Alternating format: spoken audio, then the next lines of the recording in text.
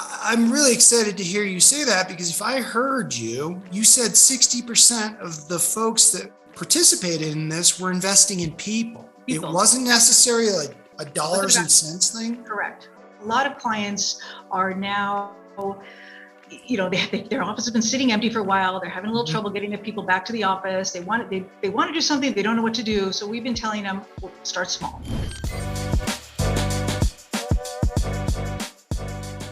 All right, everybody, welcome to another episode of Connected Conversations. I am here today with Carolyn Cirillo.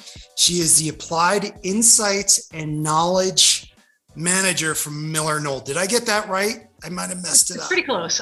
We have a studio called Applied Insights and Knowledge, and I'm part of that at Miller Knoll. Wonderful. I'm very excited to be here with Carolyn today, because Carolyn, when we talk about all things workplace and we talk about all the buzzwords and where things are going with the future workplace, Carolyn actually has the data because she's a workplace researcher. So Carolyn, can you take me through what I like to call your statement of qualification? What's your background? What do you do today? And why are you qualified to talk on this topic of the future workplace? Okay. I would say I've been studying the future of work for probably close to 10 years or so. I worked as a contractor for Knoll for about maybe 9 or 10 years. I came on board full time in right before the pandemic, mid 2019. But before that, I worked in the workplace industry. I worked as product manager at Maharam. That was after I did my MBA at Columbia. And then I have a communications background before that. I worked with a lot of real estate and architects, developers, and so on, and mostly in Southern California. But I'm here in New York now, and I follow the workplace industry very, very closely as part of my research. Can you talk about Miller Knoll and kind of the recent transition with that? Yes, almost a year now. So I joined the Knoll brand, which goes back to the 40s, I believe. But in April last year, Herman Miller purchased us. They acquired Knoll, and now the firm is known as Miller Knoll, and there are I believe 19 brands within that, including Herman Miller and including Knoll and many other. Terrific. And where are you coming to us from? Because I think you're sitting in a very interesting location. I am in New York City. I'm in the New York City, the Knoll showroom, and behind me, this is kind of interesting, is the CBS headquarters. That was Florence Knoll's last project. She was the founder of Knoll, and she did the CBS headquarters, which is what you see in the background. Terrific. So you're the perfect, in my opinion. I first got introduced to you at a trade line show. I sat through your presentation where you talked about all the great research you were doing in the workplace, all these round tables. You were meeting with leaders from all different verticals and segments to really understand what the future of work looks like. And that's why I think what you have to offer is very valuable, because you have real data. It's not opinion-based, it's actual data. So how I kick these podcasts off, Carolyn, is I say to my guests, I say the connected workplace. What does that mean to you as we move to the future of work? What does the connected workplace mean to you? Well, okay, good question, Bob. Well, just to give a little context on this research, we surveyed about 81 companies at the end of last year, the different workplace leaders. But on top of that, we did probably 30 roundtables. We spoke to more than 300 workplace experts. This is all throughout the pandemic. We had a lot of conversations. We've hosted K-Talks and hosted 20 panel discussions with about 50 industry experts. And we just kind of simmered and processed all that data and all those findings, all those comments, all that data. And we came up with a concept we call the thriving workplace. Okay. And what that is, as far as a connected workplace, is we've gone from the office as a building to the workplace as an experience, to everywhere is a workplace. The workplace ecosystem, we call it. So, and now the office is still part of that. And we like to say that's the hub, and that kind of powers everything. That's where you have your culture and your gathering, and you could share your mission and your brand. But there's many other, now we can work from anywhere, right? And that's not going away as far as we can tell. So people are going to continue working from home. They're going to continue probably working at Starbucks if that's where they want to work. They might be leveraging co-working spaces. There might be some more regional offices workplaces, and now people don't want to commute. Now that people have rediscovered time with their family, time at the gym, they don't want to get back in their car, but they still, for whatever reason, maybe don't want to work at home all the time. So there'll be options for them closer to home that sometimes companies will sponsor. So all those are part of the workplace ecosystem. Okay. So when you talk about that in terms of the hub, what are some of those spokes? You mentioned Starbucks, because I just read an article on this. The hub is the HQ, the spokes are you're smiling. So I think I just want okay, go ahead. We have 6 things that we talk about that what does this thriving workplace do? How does the hub power it? So the hub powers this workplace ecosystem. It delivers the cultural hub, but it also does things like embraces flexibility. We're not going to one building for 8 hours a day. It's work anywhere, work anytime. It gives a lot of choice. We have never had more choice in how we work. And then it also leverages technologies, because we're digitally collaborating now. There's no more, not most meetings are no longer just all in person or all remote. People are used to dialing in or zooming in. So even if they're in the office, there's that expectation. So we're trying to solve for that. That is a hurdle for a lot of organizations. And then the sixth most important factor is that it encompasses holistic well-being. We've all become more aware of our health, our physical and our mental wellness as through this pandemic. So the workplace, this hub, has different characteristics to really support that. So what do you think are some of the common themes that kept coming up in the technology space? Is it virtual meetings? Is it booking a space? Is it entering a service? What are some of those things that came? It's all of the above. Now, a lot of people who responded to this survey, most of them have been doing booking software, but now one thing we learned, and it's not really a surprise, is a lot of clients they're getting away from the one-to-one assigned workplaces. So they're building more, they're making a destination, because nobody really has to go into their office. A lot of people don't ever want to go back in their office. So they're trying to make those a destination.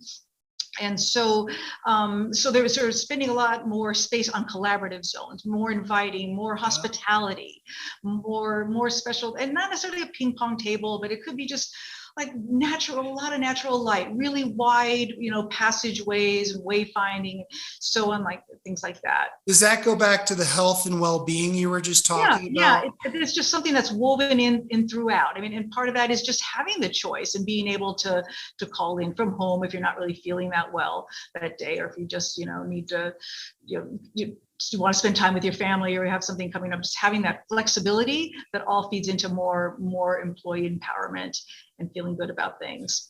I've worked a good chunk of my career from home, and during the pandemic, more people started to do that as well. And I sometimes felt like I was on an island, and the opportunities when I got invited to a client site or back to the HQ for some type of meeting or gathering, I always jumped at those opportunities, and I always really looked forwarded to them. And I always craved that sense of community, although I liked working at home and I liked having that flexibility to do my work when I needed to do my work and do all those other things, go to the gym, take care of my family members, my well-being and all those things. But I really always craved that sense of community. Yeah. Is community something that comes up when you're doing your research? 100%. It's all about this belonging. And that's one thing that we realized that we really kind of lost. But I hear you, because I worked independently for many years before I joined Knoll. And I paid out of my own pocket to go to a co-working space so I could be around other grown-ups, Fred does that. Our producer, Fred. Our producer, Fred, goes to a WeWork every day. And when I was in Boston, I stopped at the WeWork and we started to work on ideas for the podcast. And it just felt more like, even though it was just me and Fred, we also jumped on a Zoom meeting. It just felt more energizing. It's really energizing. You feel doing That's something. what people are coming to the office for. They want to be energized by their coworkers. I mean, now I come in almost every day. I have a distributed team I work on. There's one other person in New York, but she works at the Herman Miller office and she's mostly home. The other ones are not even in the city. And even before the merger, it was like that. So I have no reason really to be here. There's the salespeople. We don't interact that much, but I just get the energy from them. And I just like to, otherwise I'm basically an introvert. There was just a story in yesterday's Wall Street Journal. Like, it's kind of hard for introverts to come back to work, but they can be accommodated. We do get energy from other people, and then there is all that all those conversations before and after meetings, and in the lunchroom, whether it's gossip, whether it's what movie you want to see or book you want to read, or we've been going through a lot here with this merger, so it's nice, all those informal sharing that you just don't really get on Zoom. Not to go off on a different tangent, but what you said about being an introvert, I really identify with that. And I read something, and for the longest, I've been a sales rep, a sales executive for the last 10, 15 years or so. Mm-hmm.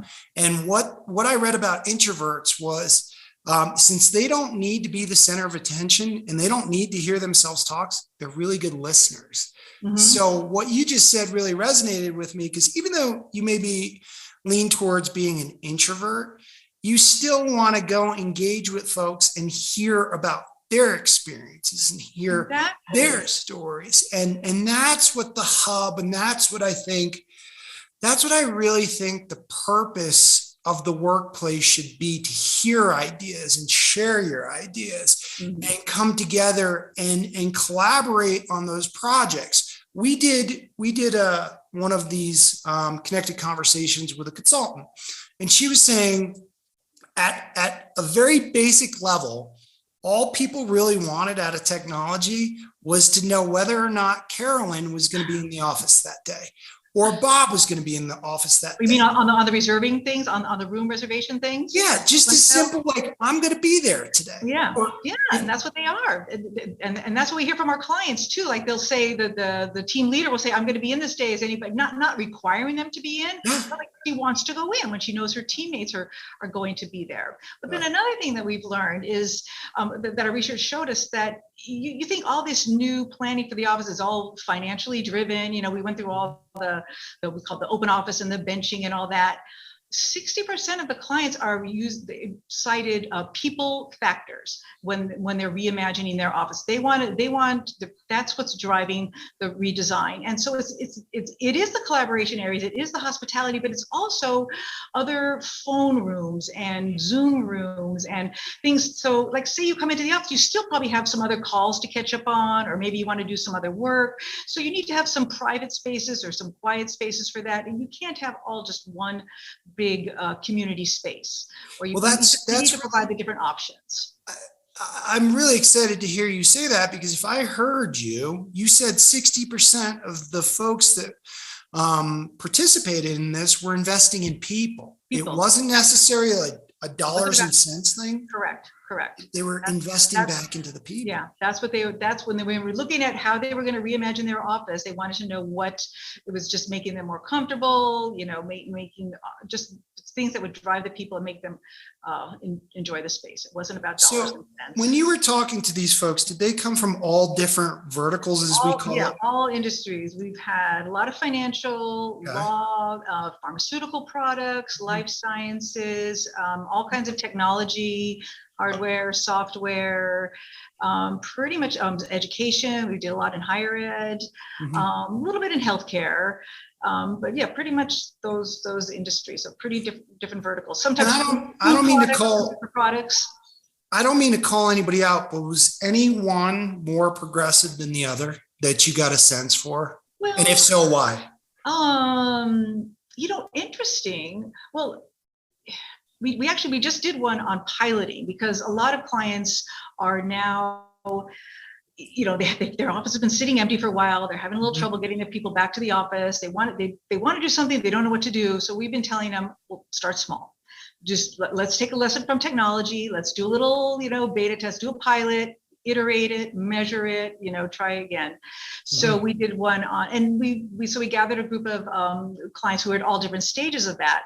There was an oil and gas company that was kind of going back to the basics, like one-to-one office. They were doing hybrid work, but it was 3 set days. Everybody had to be in, I forget, Tuesday, Wednesday, Thursday, something like that.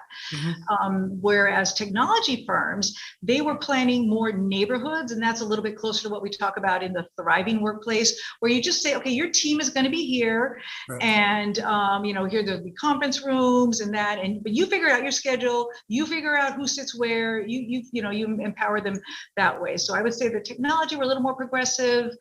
Law firms are generally, still more hierarchical. They want to know what somebody else is doing because they're so competitive. They're all after it's all about the talent. It's now, we were talking about the talent for years, but now we're in just a whole different game plan with this Great Resignation or reorganization, or however you want to look at it. So if they want to, recruit, they can't. They're afraid of taking away their private offices because afraid they're going to lose a recruit to that. But we've run some other roundtables and programs saying, this law firm in Las Vegas, they went all open office, and the managing director modeled the behavior. She sat in the middle. She didn't get her office, and it was a great success. So it comes down to a lot to the change management and the leadership. So it sounds like leadership is recognizing that the workplace is critical to attracting and retaining top talent, because they need to create a destination, and they also need to bear in mind that the workplace needs to serve well-being as well. So I'm hearing some things that to me sound very positive, because I don't know if you probably saw it. I forget who the financial firm was where somebody said everybody's coming back to the office or else, or something along those. It probably was Morgan Stanley, I think was. Yeah, they said, well, if you're going out to eat dinner, you can come to the office. And I think I read they had, I don't know, 50,000 applications. They had like more applications than ever before. So somebody's interested in working there. I mean, maybe not everybody wants to go back. Yeah. So the financial firms are, it's a little bit of a culture difference, but Bob, it's also about mentoring. Like there's young people graduating college who have never met their teammates. They had anybody who started a new job in the last 2 years, they've done virtual onboarding. Some are happy that way, some enjoy it, but then we've heard from other ones like they're like, they live in an expensive town like New York or Boston. They live, they work, they sleep in the same room because they're sharing with roommates. They can't wait to go back to the office. And then there's so much to learn from, especially in law. Like there used to be like the associate would sit in the and listen on the conference call with the partners and or just modeling behavior and things like that. So that's all been lost in this virtual world. I think you're actually giving me a lot of hope, to be honest with you, from what you're talking about. And that's what I even try to do with Fred. Fred is my junior. I see a lot of myself in Fred, right? But if I'm not there to sit down across from him and say, Fred, this is why we're doing this. And this is what I like to do in my day-to-day, or in a project like this, or with another colleague to help that colleague along, it gets lost unless you're sitting across from the table, or you're sharing a lunch or a breakfast or something along those lines. You lose that connection. I have a solution consultant. Me and this gentleman have worked on a number of opportunities together. I would say we've become friends at this point. We've never met. I'm going to meet him next week for the first time at an on-site presentation. We're going down to Texas to present to a prospect. And we all jumped at the opportunity to hop on a plane and go do it in person, to interact with one another. And it's like 3 years. It's almost 3 years. And I never sat across from him in the real world. And that's lost. And part of what I like to do is work with the younger generation, because there's been moments in my career where somebody helped me along the way.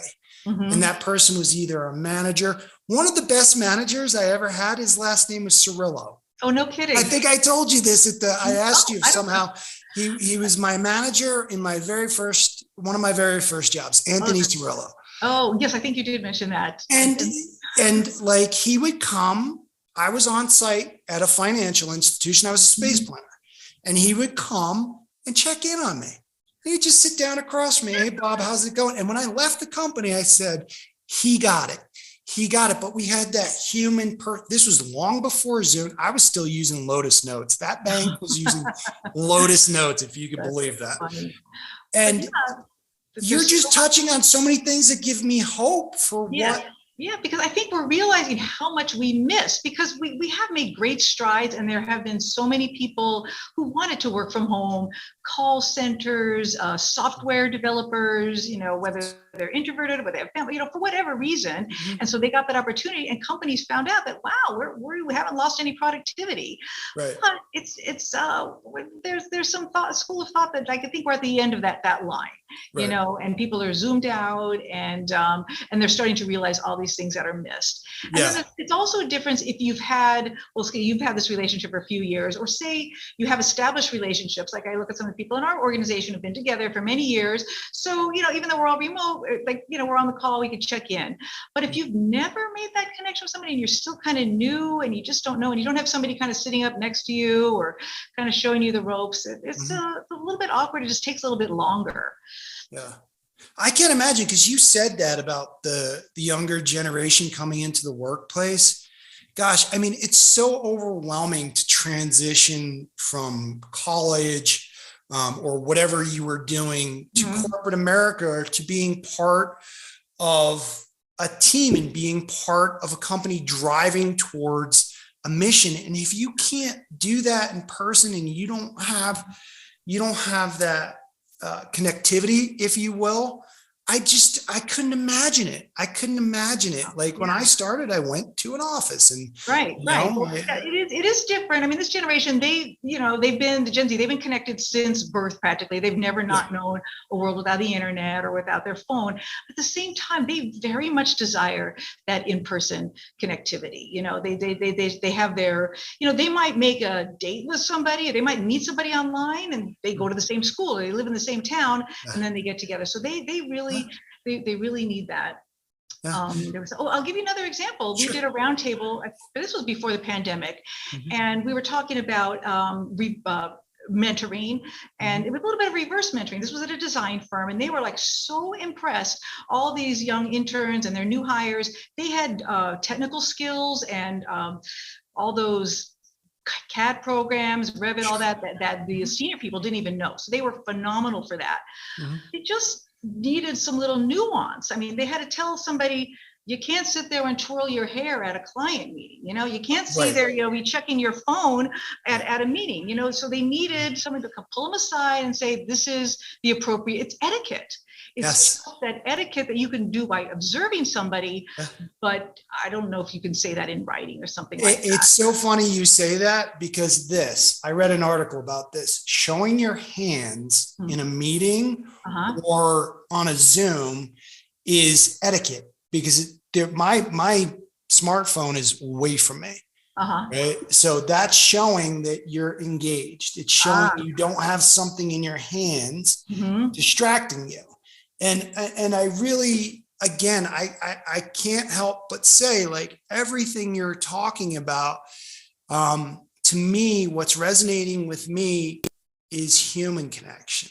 Absolutely. That is the heart of it. We are humans first. And that's why we missed each other being in the office. And most of us can all do our work. I mean, unless you're a first responder or in the hospitality or some service industry, most of us can do our work pretty much anywhere. And again, we want to support all those work points, but we thrive on this interaction with the people. And that will just make us get to innovation faster and, exchange ideas and partner, and it just simplifies things. I mean, I work with a distributed team most of the time, but when we're together, we just had our national sales meeting, and again, reconnecting with some people I hadn't seen for 2 years, meeting some people in person who I with our parent company now, and meeting them. It was just priceless having a meal with them, and now I can call them up, and now it's just a different energy when we have our Zoom call. They just spoke to somebody this morning, and we had so many meals together. It was just a different energy, because now we know about our personal lives, you know, about the kids and where we grew up, and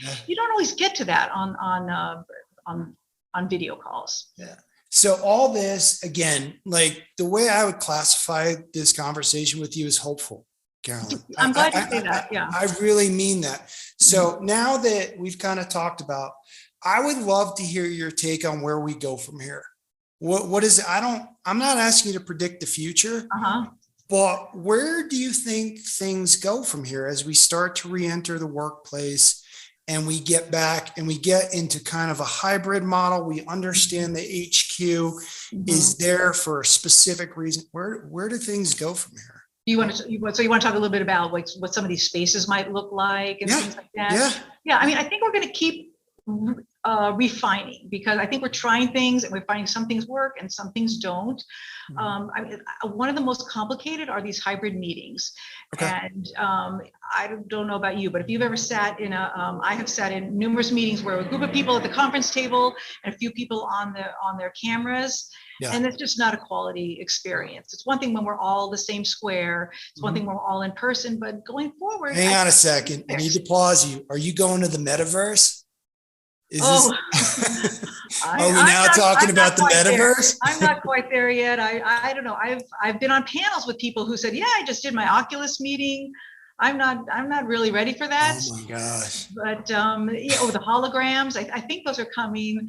I'm just talking more about like better camera. So much about technology. It comes down to the technology. We had this piloting roundtable. Somebody had taken whatever camera that they used to order was discontinued. They kind of Frankenstein their own. So they have cameras now that can go in the middle of the table and zoom around, turn around. So they focus on the speaker. So then even if you're in a big room, you can see who's speaking. So there's that. So that's helpful. And then there's also, when people are calling in remotely, there's the issue of, well, maybe they don't want to know that they're up there on the screen, 3 by 3 feet image of their face. You know, that makes a lot of people uncomfortable too. Yes. So maybe you just put them on a smaller screen, or you have a different screen to share content. So it comes down to a lot to the technology, having, good sound to reach everybody there. We've also found that you can't always control it. We did our sale. We remote, a couple of our teammates remoted in from home for various reasons to this meeting. We were in a hotel and they just didn't have, like we did here at our office, we have a table that's sort of tapered that works a little better for that. We have tiered seating. So it's almost like stadium seating. So instead of just a long table, we have one row and then another. So then we can look and see, you can see 6 people or something, rather all like row together. You can do that just by arranging the furniture. And we didn't have that opportunity at the hotel. And so there are a lot of things you can overcome with the furniture and the technology. But I think what you just talked about, though, again, you went back to the theme of what we've been talking about today. These things, technology, furniture, the workplace, are to enable a connection of people. Right. Like what you were talking about, the camera pointing to the person speaking and coming up with a better way for that meeting to feel more collaborative and more in touch. So even the things you're talking about, it goes back to the heart of what the theme of this has all been. It's about the human connection. And really, it's a powerful thing. And I think, with the last 2 years and the circumstances of what we all went through collectively as a world, I think we really understand the power of that human connection. Yeah. It really means a lot to me to know that there are people like you out there capturing this data and reporting back to the industry and reporting back to Miller Knoll and saying, we got to approach this at the heart of what's important, and that's people. Right. And that's people. And that's the theme that you keep there's so many ways that do that. I mean, some of it comes to I'm working on something now, like what we're calling free address, and a lot of these spaces, since people are coming in every day, it's kind of hard to justify giving them an assigned desk. But people like their assigned desk; they like being able to personalize it. So maybe we can give them a locker. Maybe we can give them a little storage. Well, how far should that be? And then some of our clients have found, well, if they put the locker way too far away, nobody will use it. But if it's near their neighborhood or their workspace, they'll use it, and then they could keep their personal items in there. Yeah. But another thing we're looking at is just like how we do meetings. Like maybe we don't need all these meetings. Maybe we use technology for that. Maybe we use Slack in their Teams channel for asynchronous things. Like let's really evaluate. Do we really need 30 people on this call? Do we really need to do a check-in with 60 people? Or can somebody just record that and we could watch it at our leisure? I mean, that's what a lot of the universities, like they've already figured that out. On our roundtable, the higher ed people, they're like, oh, we don't want to talk about, learning spaces hybrid. We've got that. We want to know how to work with our staff people who have left, how do we work them, and that's the tricky one. But so I think it's just because we're so zoomed out that we're reevaluating how to make these meetings better, and that's some of the other things that we're working on too. Is just maybe need to be shorter, fewer people. Just simple things like just having the agenda, just making sure what is the purpose of this meeting. We don't need to have it just because you have a meeting every 2 weeks. Do you really have something to share? Really evaluating that, because people's time is valuable, and they want to, and some people would rather just be getting their work done rather than, there's people who spend all day in meetings and then they start their work at 5 p.m. and that's not right either. No, that's not right. I think a lot of it, what you just said, is also quality of work. Equitable work is a term I've heard. Just feeling like what you're doing is productive and working towards a common goal. And the collaboration is useful and is ultimately driving to something that's going to make you feel good. Right. It comes back to the well-being and the latitude, and just giving people more. We have these 4 themes that we talk about in Thriving, like togetherness, being together in whatever way we can.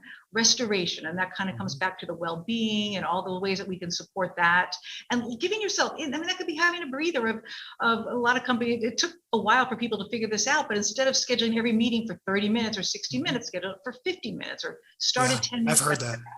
Yeah. And then equity is another one. And the other one is latitude, like having a little grace. We've all met each other's pets, and the kids have shown up in the calls and this and that. So we're a little more patient now than we've ever been. And now I think that's caused a lot of companies to kind of step back and say, you know what, we don't need to know everybody's vacation time, and we don't need to know when you're doing the work. Just get the work done. Done. And we haven't seen these level of latitude. Ever, I don't think. And I think some of these changes are really pretty permanent. Maybe not in every industry, but in many of them. You're giving me a great deal of hope. So what are some of the things you're working on? Some of the things you want to talk about real quick? I know you have something with Tradeline that you're doing. What are some of the things? Are you going to be publishing research papers shortly, or what's coming? Well, Tradeline is going to do a summary of the Thriving Workplace that I. Where can that be found? That's in their online publication, and I think that'll be out in about a month or so. Very good. So anything else? We are doing now with our Applied Insights Studio. We're focusing a little more on shorter things. We're trying to, it's applied insights. So we're trying to take these insights from clients, because this is such a moving target. What we were doing in 2020 is not what we're doing in 2022. Right. So many things have changed. And so now I think we're going to continue doing the roundtables. They're peer-to-peer, so people can learn best practices on what's worked and what hasn't worked. A lot of work on agility and having agile workplaces. I think we're going to be seeing more outdoor spaces. We're starting to do some research on how do we make that a good experience. Some places you've got bugs, you've got glare. We know how healthy the outdoors are. Maybe they should just be meeting spaces and not so much workspaces. Or what does it take to do that? And how are some companies using that? So I think we'll be seeing that a lot. We have 3 well-being experts on our workplace experience team who, that's all they do is share with clients on ways to just make their places more supportive. Well, Carolyn, I'm going to wrap this up because I really think we got to the heart of the matter on this one. And I'm going to summarize it this way.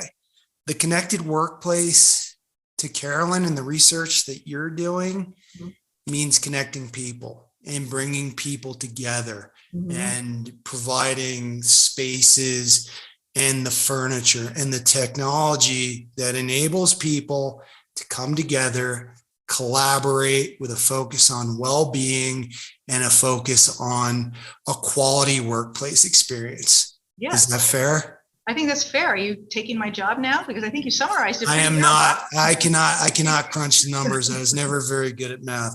So thank you very much, Carolyn Cirillo. Pleasure. Applied Insights and Knowledge Studio with the newly created Miller Knoll within the last year. Organization, and there'll be more to come, and there'll be more coming out of our. I can't wait. Anytime you post something, I will be sure to share it. I thank you very much for your time. I really appreciate you sharing all the hard work you've done over these last years. And I got to say this again, you've given me a great deal of hope, Carolyn. I love hearing that. I always say I get that from the young people, from the Gen Z, as much as they've been through, they give me hope. And I'm glad that it's even broader than that. It's really coming through. Thank you very much for your time. You're welcome. I'm Bob Mostachetti. This is Connected Conversations. That's Carolyn Cirillo from Miller Knoll. Thank you very much. And we appreciate your time. Thank you.